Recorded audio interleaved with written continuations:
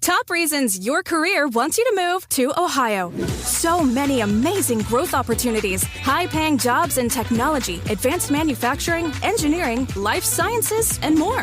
You'll soar to new heights, just like the Wright brothers, John Glenn, even Neil Armstrong. Their careers all took off in Ohio, and yours can too. A job that can take you further, and a place you can't wait to come home to. Have it all in the heart of it all. Launch your search at callohiohome.com. Stripe is the go-to choice for AI companies, from early-stage startups to scaled enterprises. 78% of the leading AI companies use Stripe to go to market quickly and scale globally. That includes pioneers like NVIDIA, OpenAI, and Perplexity. Stripe has developed cutting-edge tools to improve everything from fraud detection to checkout optimization. Whether you're aiming for incremental gains or planning for enterprise transformation, see how Stripe can help at stripe.com. Now more than ever, Lowe's knows you don't just want a low price, you want the lowest price. And with our lowest price guarantee, you can count on us for competitive prices on all your home improvement projects. If you find a qualifying lower price somewhere else on the same item, we'll match it. Lowe's, we help, you save. Price match applies the same item, current price at qualifying retailers. Exclusions and terms apply. Learn how we'll match price at lowes.com/lowest price guarantee. Want to sharpen your aim, save money on ammo, and train like the pros, all from the comfort of your home? Meet Mantis X, the cutting-edge dry-fire training system used by the Marine Corps, Army, and Special Forces to build precision and confidence. 94% of shooters report improved accuracy in just 20 minutes, and you could be next. With Mantis X, you train with your own firearm, anytime, anywhere, without wasting a single round. In less than 2 weeks, the system pays for itself in ammo savings alone. As a proud gun owner, I believe in the Second Amendment, but rights come with responsibility. That means refining your accuracy, mastering your skills, and staying prepared every time you train. Whether you're a new shooter or an experienced marksman, Mantis X helps you train smarter, shoot better, and defend what matters most. Get yours today at MantisX.com. That's MantisX.com. Did you know that Game Pass or Pass is brought to you for free because of Spotify for podcasters?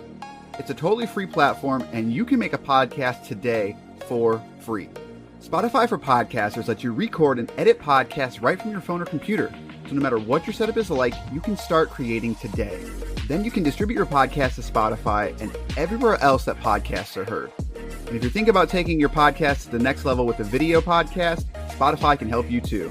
With Spotify for podcasters, you can also earn money in a variety of ways that includes ads and podcast subscriptions. So what are you waiting for?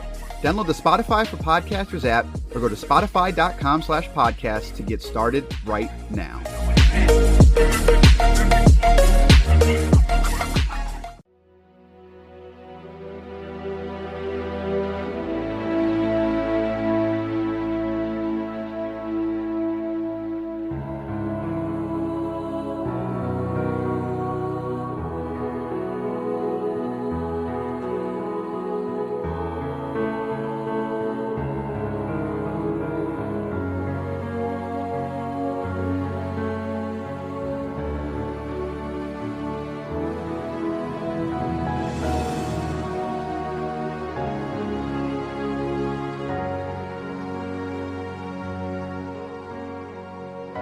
It's now time for a very finished edition of Game Pass or Pass, the podcast where we play games on Microsoft's Game Pass service and tell you which games to pass on to your friends and which games to simply pass on by, or in this case, drive on by. They don't get in the turret seat. They don't get in. Does anyone realistically like to ride shotgun in a Halo Warthog? I love riding shotgun, actually, because the AI does turrets better than we do. I don't know about that. Well, better than you for sure. Wow, that's harsh. And by me, I am Corey, and I am joined by the magic of the internet with the magic of RTX voice, Basher. Do you hear that? I'm typing right now, but you can't hear a thing. RTX voice, sponsored by this, by the way. Can I get like a 2080? I got 2060, but that 2080 is a little too much. It's like the price of my first car for a GPU. I'm good. I don't need that. I don't need that many rays. I only need like a quarter of the rays, and I need them Just to a be few traced. rays? Just a few rays. On this episode, we're going to be talking about Halo 3. But before that, I guess we have to address the elephant in the room. The whole reason we were doing these Halo games, and another reason why we were doing Halo 2 and 3 back to back, was Halo Infinite. I can't say infinites. That just sounds wrong. Infinites? Is that because it's Halo Infinite, but infinites doesn't sound like a real word. Doesn't sound like a real word. Is that a real word? Is Halo Infinite, right? Right, but is infinites like as in possessive? No, you just made that up. Can you do that? I don't. A thing can't be possessive, can it? I have no idea. Yeah, it can. How does the English language work exactly? Halo Infinite had a release date move. So originally it was supposed to be a Xbox Series X and presumably Xbox Series S launch title, but Microsoft has delayed that video game. Very surprisingly, I might add. So we were running out of time, but now not only has it been delayed into 2021, but we don't know when in 2021. So this episode is going to end up coming out a lot earlier than expected. But it was on the schedule and we had finished this game. So that's what we're going to be talking about. So before we get to that, as always, I'm going to beg you. So if you can give us a rating on iTunes, that'd be fantastic, or any podcast service that you're using. If you're listening on Spotify doesn't have any ranking, but tell your friends about us on Spotify, because we are everywhere. And with that, let's get to Halo 3. Well, let's go over the details. This game was developed by Bungee. You might have heard of them, known for the Halo series as well as Halo. I just said Halo twice, didn't I? As Destiny. That's the other one. That's what I'm trying to say. Destiny. Okay, that makes is the way other more sense. game that they are known for. Do we like Destiny? That first game could die in a fire. Destiny 2, it has enough legs to warrant a purchase. I put it that way. Expansions coming to Game Pass soon. What? This is a first-person shooter priced at $9.99, but is also part of the Halo Master Chief Collection, which is available on PC and Xbox One. At this time, there is no crossplay, but that supposedly is coming along with cross-save before the end of the year. It does have Xbox One X support, runs at 4K and 60 frames per second on that console. It runs at 1080p, 60 frames on the Xbox One, and features HDR on the Xbox One X as well as Xbox One S. So if you're out there, if you got that Xbox One X, that whisper quiet Xbox One X with its 6 teraflops of GPU power, you're going to get a nice 60 frames per second. You should hear how my PlayStation 3 4. OG sounds. Wait, 4 sounds when it's playing Ghost of Tsushima. I bet that thing sounds like literally like it's about to take off. No, I think it's going to catch fire any day now. It's really scary. Like, it's bad. No, so I had a Pro, just sold it actually, waiting for that PS5. And Last of Us 2, man, that game, like, it honestly, what drove me nuts was that it wasn't a sustained fan noise. It was constantly ramping up and down. So it's just like an engine, like, whoo, whoo, and I'm like, no, a fan shouldn't be doing that. It just should not be doing that. So I can only imagine what the PS4 OG sounds like. So, but that is not what this is about. We're going to be talking about Halo 3. We finished the fight.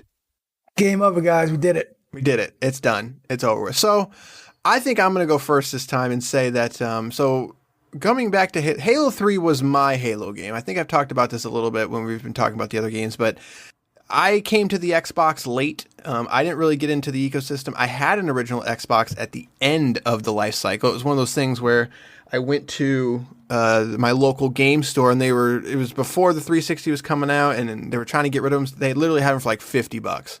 And I was like, I never had an Xbox. I'll give it a shot.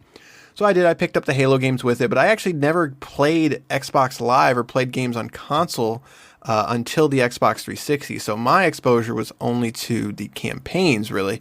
We did some System Link here and there, but so while I understood the Halo and Halo 2 stuff, it didn't grab me. It was not the games that got me. But Halo 3, on the other hand, I was in. I had been playing online. I had been exposed to the Xbox Live ecosystem, and I bought into the hype. I bought that game release day. I literally bought, some friends and we bought, I think it was like 15 or 18 or something, 12 packs of Game Fuel to where it was weighing down the back of my car when we were leaving that Walmart. And we played Halo 3. We skipped school and we played Halo 3 to completion. And then we continued to play it for months on end. So this was the Halo game for me. And so I was excited to get back to it and to just check it out. So I'm curious what your feelings are on, the Halo 3 hype. I don't remember it all that well, to be honest with you. I just remember Halo always having this kind of hype. Well, past CE anyway. Halo always had this kind of hype to it. And for me, again, I think I mentioned this before. Halo 2 is really my baby. And as we said in that show, it really was the multiplayer more than anything. So that Halo 2 multiplayer was my baby, but Halo 3 came out. There was a lot of hype behind it, but I don't remember it too well. I just remember people being super excited for it, me getting my hands on it and going, "Yeah, it's more Halo." And that was kind of it.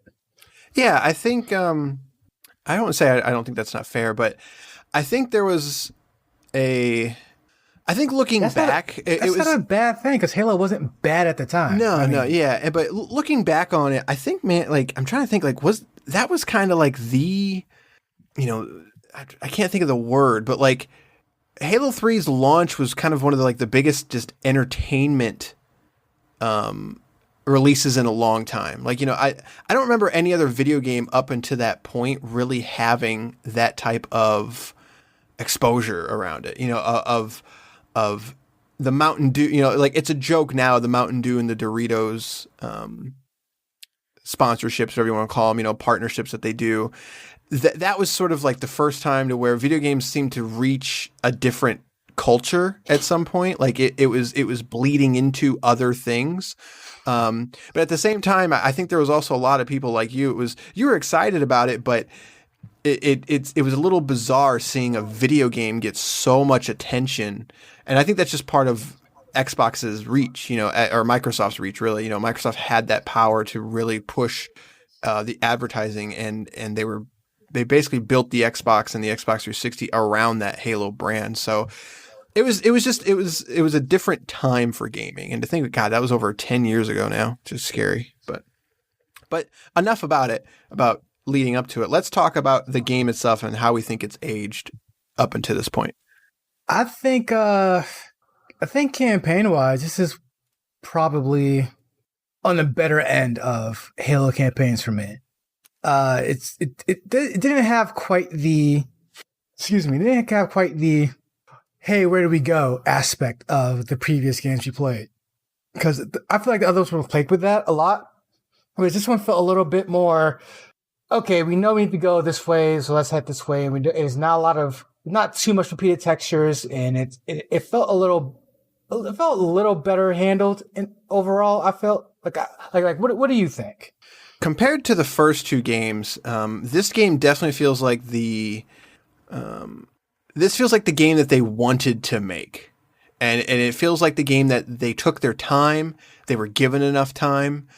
And like you said, because going back and playing all these games, and going back especially playing the first and second one, of those games just feel rushed. And maybe it's just, time has made us more wise to how video games are made, etc. But that's stuff that I didn't notice until this most recent playthrough. But Halo 3 from start to finish, while I don't think the game is as long as Halo 1 and 2 in terms of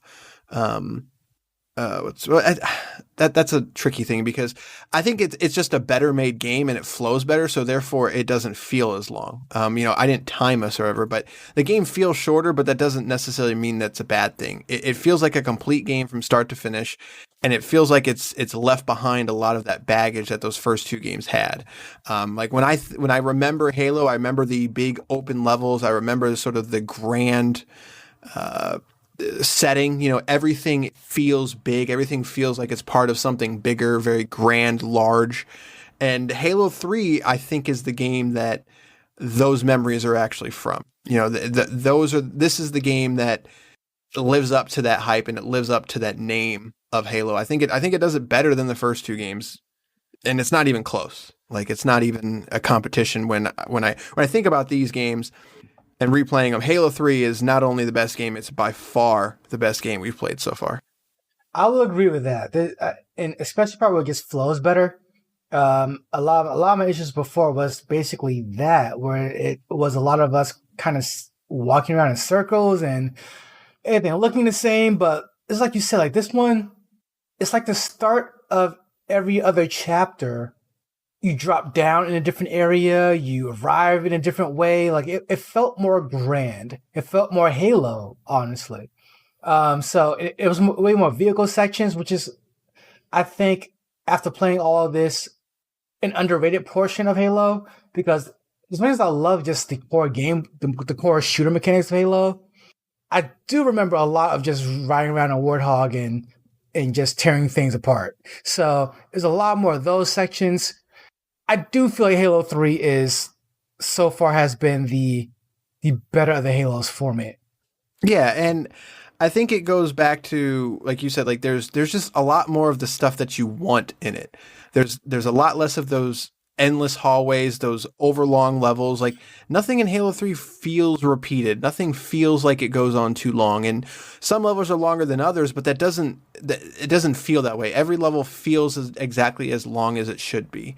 And there's just such variety in the levels. Like, the big open levels, even though a lot of them are just kind of big open vistas, there's enough of them to where that even though it's a big level, there are sections to where it sort of forces you into smaller areas and it forces you to adapt and it forces you to sort of play it kind of close quarters and make decisions. And like, I think about I do not know the names of the levels. The only one level that I do know is the Salvo Highway. And that's just such a cool level because while Halo is usually just about big open vistas, this is a huge level, but it's also a very linear level. Like, it's very big, but you're always moving forward on it and you're on the highway, etc. So it does such a good job of playing to Halo's strengths, which are open vistas and that Warthog feeling, along with that more traditional corridor first-person shooter. But it uses each one in its own unique way, whether it's the setting, whether it's what you're doing, sometimes it's both, sometimes it's enemy variety, whatever it is, it's playing to its strengths. So it's hard to like articulate what it does well because it does everything that you want it to do well. Like, when I say I like Halo, you're like, okay, I know what you're talking about. Like, that's all you need to really know. Like, I know what that involves. And I'm actually glad I went through and played these again, because my memories of Halo have been merged into one grand experience. So it's kind of hard to tell which one really stood out for me. And it turns out there was kind of like different parts along the way that I was making up to be my Halo experience. That said, like, Halo 2's multiplayer was definitely is still my favorite of the Halos. But when it comes to the campaign, like, this is the one I appreciate the most so far. And that's coming from someone who still doesn't like the campaign, plot wise anyway. Because the plot of this one now is, there's a new ring now, and yeah, kind of, but yes, right, kind of, and then so we have to destroy another ring, but we need Cortana's help, so we gotta go get Cortana. Like, this plot felt better. I felt like it flowed better. It moved better in motion. Like, it never really stopped and said, "Okay, now let's do this." It was really like a continuous, like, it made more sense of what you were doing, where you're going, why you were doing it. And that's not to say Halo was complicated before. It's just like, the overall point of it is to do this, destroy this ring. How do we do that? We're going to need some help. So you go through, you get the help, and then you destroy the ring, and it just flows so much better than before to me. Well, and I think when we said this, or I said this during the Halo 2 talk, of just Halo 2's got a lot of story in it, especially along with it, but it's mainly story that evolves around the Arbiter, it feels like. And the Arbiter is in this game, but they do it's not, he's not the focus. They already told that story kind of thing, and he's a character that they can keep in and bring in and sort of add a different layer or different perspective, whatever you want to call it, to it.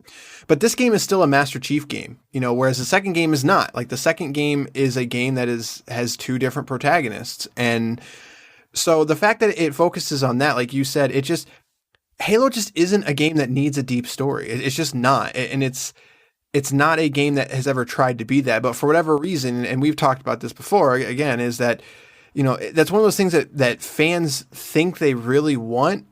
Most of the time, that's not the case, though, because usually when they get that in the games, it ends up being worse, because they're like, well, I want, as we'll get to Halo 5, but I want to hear more about the Chief. But the problem is he's not exactly a deep character. And every time shouldn't be. Right. And every time they've sort of gone into his past, the fans get upset with it. And then if they take him out of the focal spotlight, fans get upset with it. So I think Halo 3 is sort of a good compromise of that, of giving you a little bit more story, wrapping everything up from those first three games, and also sort of giving the Arbiter a good, I won't say send off because that's not the right word, but a good resolution to his story arc. And not just his, all of his, all the Covenant, really. Yeah, yeah. And you put it perfectly. It kind of wrapped things up for me in a way where, even though I don't care about it, I can acknowledge that, all right, this is a nice little, you put everything on a nice little bow, but good to go. Like, this is like for a game that, and I make fun of it all the time, that finishes the fight. It felt like you finished the fight. Like, right. It felt like a trilogy of games where it's like, all right, we're done here. Like, you know there's going to be more, obviously, even at the time, but it really did feel like a proper ending to a trilogy, and then we'll see where Chief comes back next. Right. And it's like I'm gonna do a deep cut here. Master Chief to me is the Goldberg of video games, to where he shows up and he's got one thing to do: fight. Like, and when he's done, he goes in the background, he goes in his little cryo tube, and you wait until you need him again. Like, that is the Master Chief story. And whenever you try to do something different with that character, it just doesn't work. It never worked for Goldberg, and it's never going to work for Master Chief. So the fact that this game sort of did that is smart.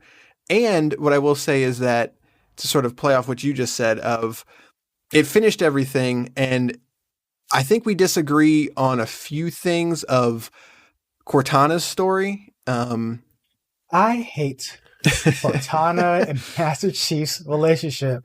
I'm sorry, I really do. Like, it's so bad. Like, it only because they play it up so seriously. Do they though? They really do. I don't know if it's serious though. Like, to me, it's the unspoken, like, that's gross. I don't want to call it the Jim and Pam thing. It essentially is. It's gross. Right. Like for a moment, let's look at Master Chief and who he is. Master Chief is some child soldier who was given his suit. He has no friends. He has no family. His closest connection is some AI thing. And for some reason, the AI is reciprocating that in a way that resembles a love. Why is that? And at times, it's weird that you have this man-child whose only girlfriend is a robot. Like, it's just not right. It might be because I am one of the, I just shouldn't say the few, because there's not a few, but I am one of the people that have read Fall of Reach, and I guess I know Master Chief on a different level, so I guess I can sort of, I don't want to say relate to him, because that's not the right word, but I can tap more into what I think is going on in his head. And it sort of reminds me a lot of the movie Her, to where it sounds weird, but at the same time, it's just sort of like, that's a great movie. But part of what made that movie great was the fact that they leaned into what was going on, like, and they addressed it in a way. Whereas, like, this is like, it's like you said, it's this unspoken thing. It's like, so. But see, but it's unspoken, but it doesn't need to be spoken. It doesn't need to, like, you understand what's going on because, and it's not that he's a man child. It's more of just. See, I don't understand what is going on. That's the problem. Yeah, and maybe it's just because my perspective is a little. It's just, the Spartans are like you said, they're children, and they're sort of thrown into this. I don't. Program's not the right word, but I mean, they basically it's the James Bond thing. Like, they find these orphans and they turn them into secret agents, and they become these machines, but they're still human at their core. Master Chief is still human at his core, so he's still, he's got human emotions, and the fact that he's sort of expected to be this super soldier that isn't, he's not supposed to love it. And it's not like Star Wars where it's like, you're not supposed to love, but it's just his goal as a character is to win, to finish the fight. That is his character. And the fact that they're able to interweave or have woven in this sort of unspoken love story, I think is just a nice subtle touch to his character that Bungie understands that 95% of the people that are going to play this game are just like, yeah, I'm Master Chief, I'm going to win, boom, done. But there's that 5% that are just like, you know what, like, this is a real person. Like, there is a human under there. And while you don't always get to see it at the forefront, I get it. Like, I can identify with it. You never get to see it at the forefront. Like, that's the thing. Well, Right, exactly. Like, you're playing it in this order, right. You never get to see it. So, like, so the Cortana missions are just kind of like, but see, I gameplay wise, they're good, but like plot wise, character wise, it's just like I'm just not relating to you people at all right now.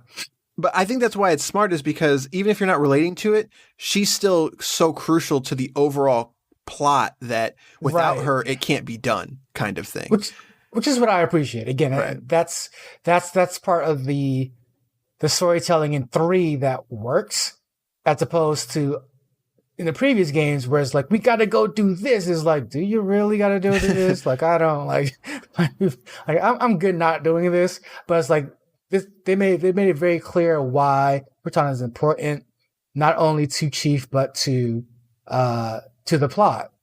Right. And I think that's it's not a home run. Like, I don't want to oversell this as like a masterpiece of storytelling, but to me, it's some of the best writing in the Halo franchise of just very subtly weaving in emotion along with a ridiculous video game plot, because that's what most video games are, just kind of stupid power trip fantasies kind of thing. So it's something that I appreciate. And like you said, I think it just does it so much better. Like, when they tried to do story very serious and critically, I just don't think it works.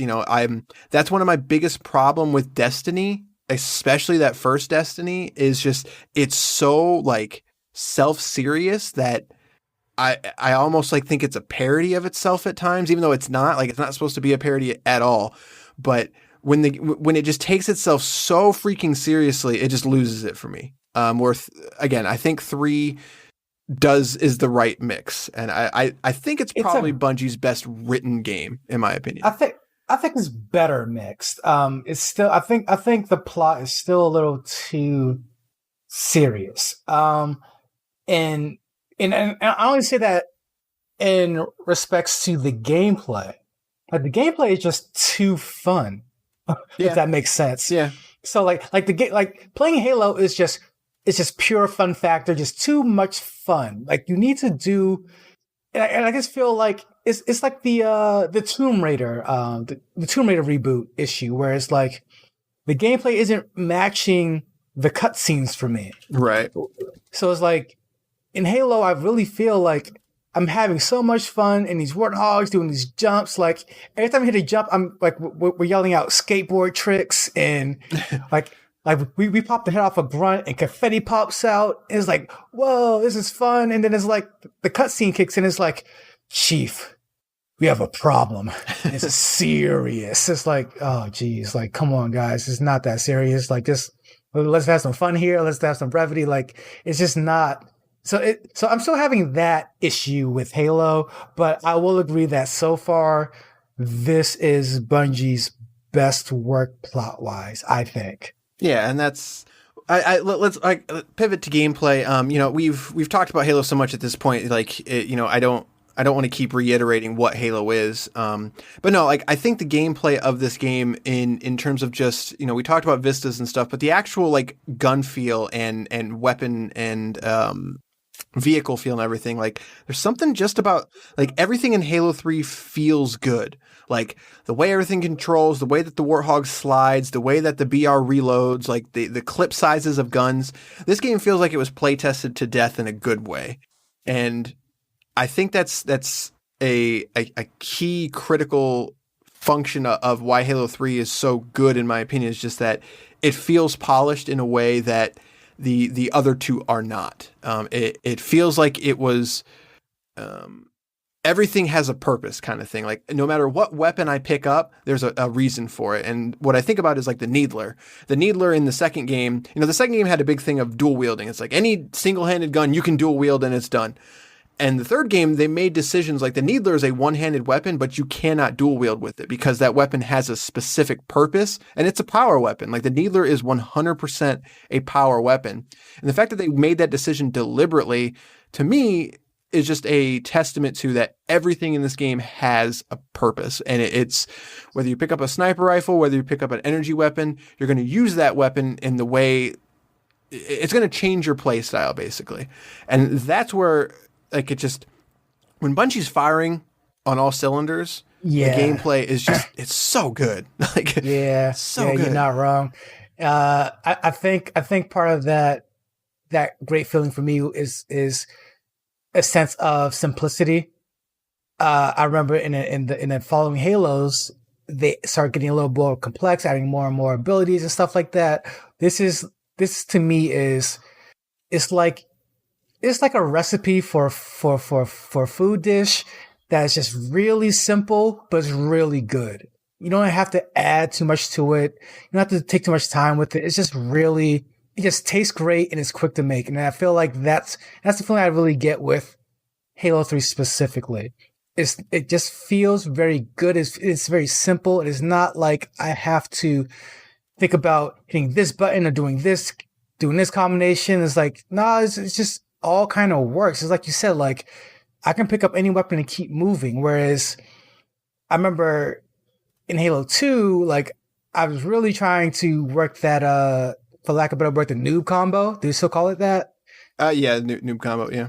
Yeah, so some of the games I really worked the noob combo. In Halo 3, I'm like, give me any weapon, and I'm going to go in and I'm going to make this work. And I feel like it's a testament to the level design as well. Yeah, I can't really think of any scenario to where we didn't have the tools that we needed to sort of succeed. And again, I think that just goes back to a testament of just that this game feels play tested to death to make sure that no matter what part you are in the game, you're gonna have a good time. And I can't think of again. I'm struggling with words today. I don't know why. The overall just flow and flow's not the right word, but just the moment to moment gameplay of this one feels different than the other two, and it's hard to, because it still plays like a first person shooter though. I don't want it to sound like, oh, this game is not a first. It's almost like a first person character action game. It's not that. It's still a shooter. Oh no, it is a pure FPS, and that's all I wanted for Halo. That's what you get. And I have to stress that part of the reason I feel so positive about this is it worked a lot better technically than the other games. Yeah, I do want to we need to emphasize that, which is unfortunate because we shouldn't have to emphasize it. But this game works. I mean, we could have just really started and ended with that. This one works. Yeah. The other ones, online co-op is a mess. To the point where, like you said in the previous episode, we have to play on console only now. That said, we are playing on console. Halo 3 online co-op works. Yeah, I don't think we had a single issue. If we did, I don't remember it. Frame rate solid. Halo 2's biggest problem was that while the co-op worked for the most part, we had a couple hiccups. It was that frame rate. That frame rate was just atrocious. And again, I don't understand how that happens, but Halo 3, I can comment on the PC version because, Halo 3 is a soft spot for me. I wanted to check out the PC version, didn't play it co-op, so I can't comment on that, but I did look up, what are people saying, and nobody seems to have any complaints at all with the Halo 3 port to PC. So this is how it should be. This is how all of this should have been. But the fact that we are now 4 games in technically, and we're finally to a point to where, hey, it works. That's saddening on so many levels, man. Like I just can't believe that's the thing. And the HDR is really good actually in Halo 3. If you have an HDR TV, I'm rocking an OLED. They did a good job. Like it is not a game that was built with HDR in mind. So it's definitely it's not fake. That's not what I want to say. But like when a game is built with HDR in mind versus a tone mapping HDR, it's different. So this is somewhere in the middle. It definitely feels like they put some work into it. Like that plasma pistol glow it's got a special little glow to it. A lot of the Covenant weapons are usually not are fancy colors, like the Needler's that very distinct purple color. Everything with the HDR definitely pops a little bit more, which is really cool to see on a game that's, again, over 10 years old now. So there's not a lot to say because it's good. We don't have to sit here and try to understand what happened. It just works. And my favorite thing is it's the end of the Flood. We don't see the Flood ever again. And the dead, right? Halo Wars 2. We did that already, so we're good. Never mind. Good. Yeah, so did they come back? I don't want them to come back. Please no, they don't come back, but I hate the Flood so much. I am like 98% sure they are in ODST, but I think it's only in one mission. But I could totally be making that up.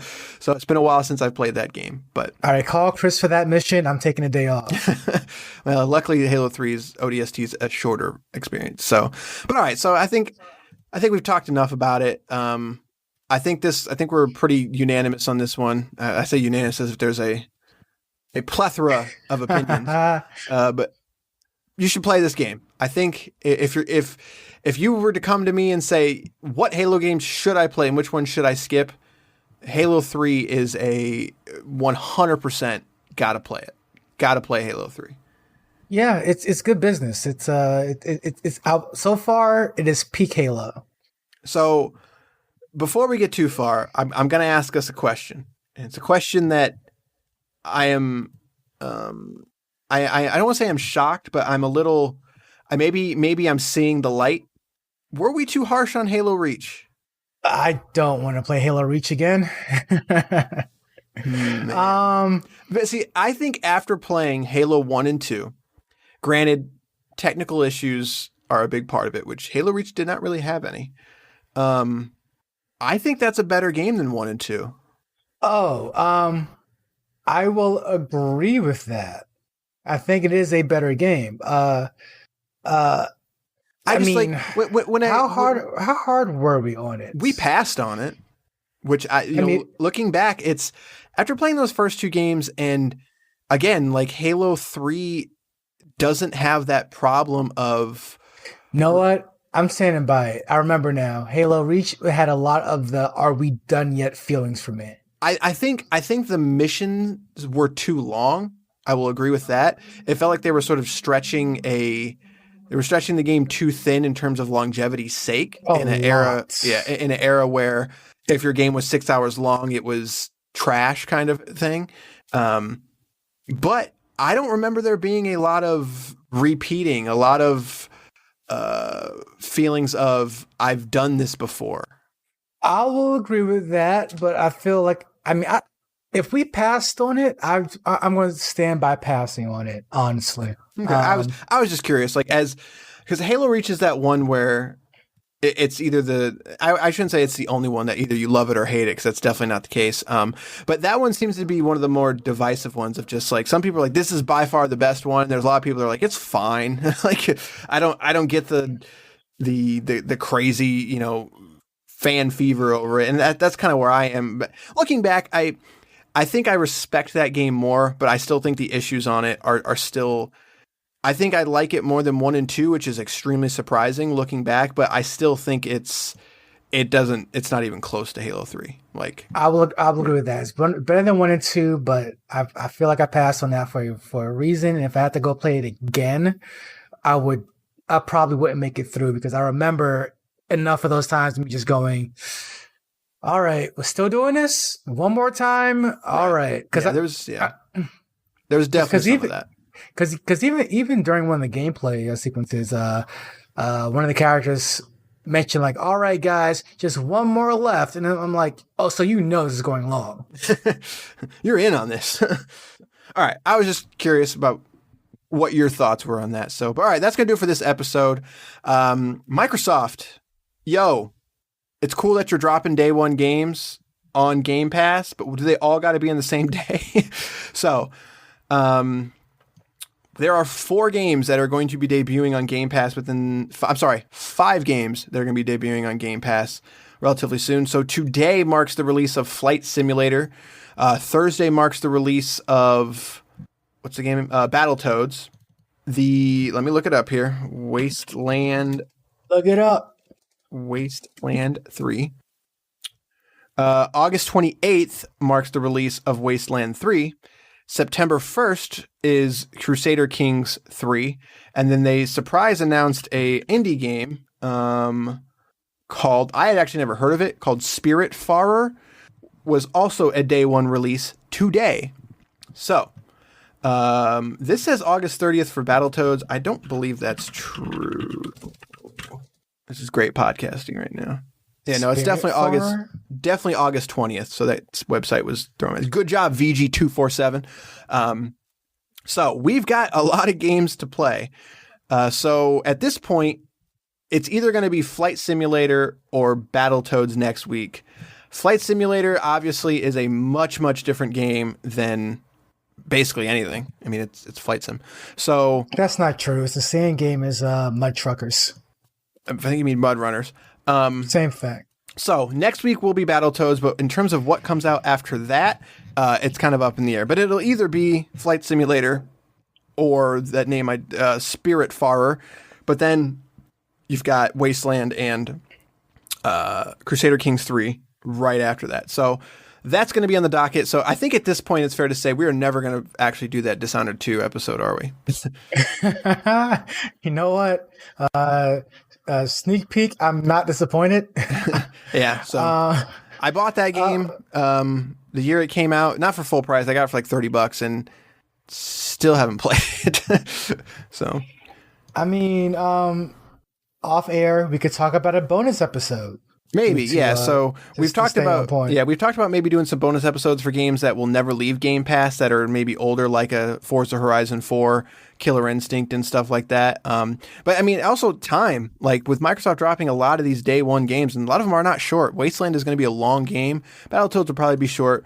Flight Simulator obviously doesn't really have a progression or an end to it, but I think there's quite a bit to that game. And Crusader Kings, that's another one. That's going to be a long game.